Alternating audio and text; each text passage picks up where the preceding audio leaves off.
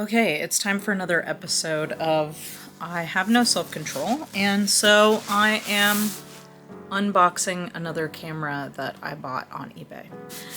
This little guy, which I have not actually opened yet, so I'm hoping that this guy is going to be in good condition, looked in good condition in the listing, is a Keystone 16mm camera. So I actually have two 16mm cameras already.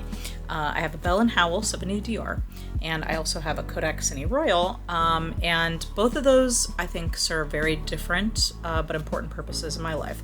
One, the Kodak Cine Royal is compact. It's easy to carry around. It's good to take with you on the go. The downside is it is a magazine camera. So it only shoots 50 feet of film, and also I have to either get magazines from the Film Photography Project, which is great, but you know, I don't have an endless supply of preloaded magazines. It takes a while to get the footage back and get fresh magazines back that have been loaded. They're not available all the time, and or I could learn to load a magazine myself, which I haven't done yet. So Kodak Cine Royal, great camera, but like not for a lot of heavy use. The Bell & Howell 70DR, another great camera, takes just 100-foot daylight spools, interchangeable C-mount lenses, very heavy.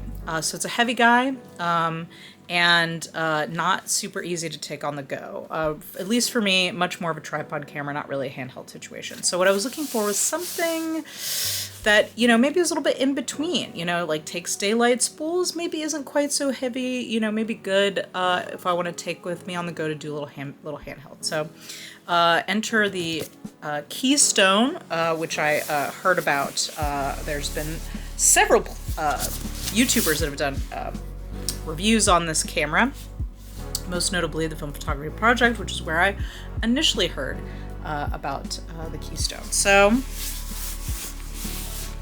let's open her up and see what's inside.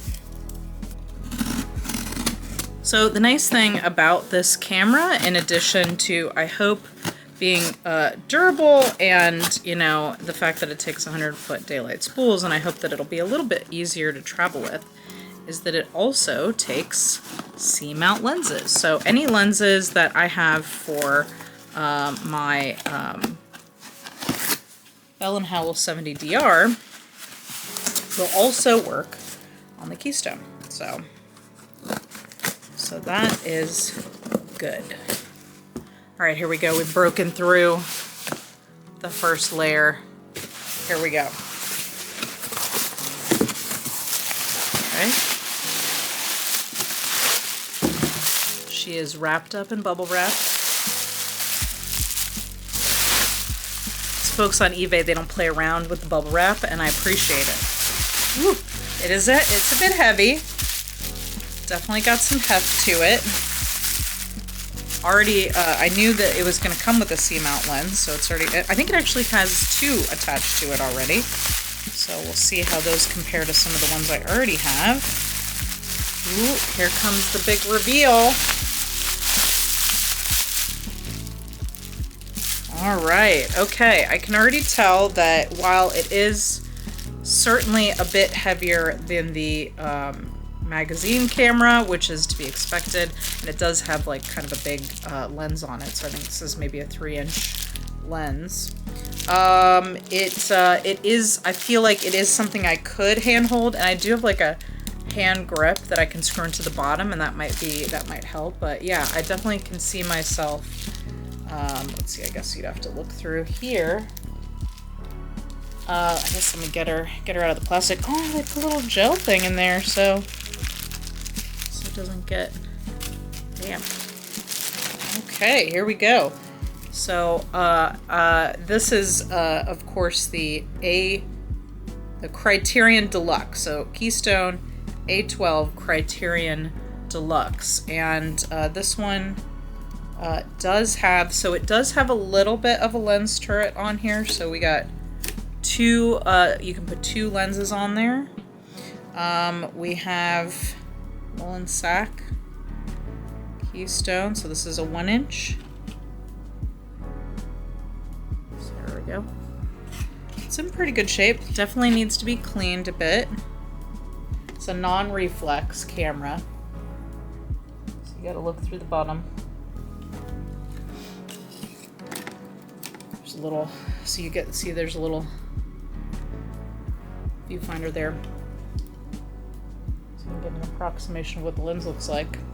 And it's wind up, so, ooh, that turns real smooth. One of the other things that I think is difficult about the 70DR is that it's really hard to turn. It's also a spring wound motor, but much harder to turn. Okay, and then I think this is, there we go. Oh.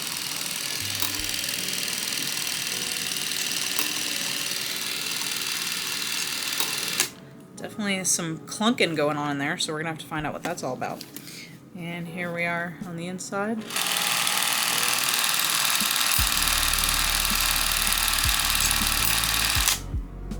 Okay, so she's definitely running. So I will say TBD on how well it works, but thus far looks like she's a little dirty. Definitely use a good once over, but good, feels good in the hand. Definitely need to kind of get this get this lens off so that I can try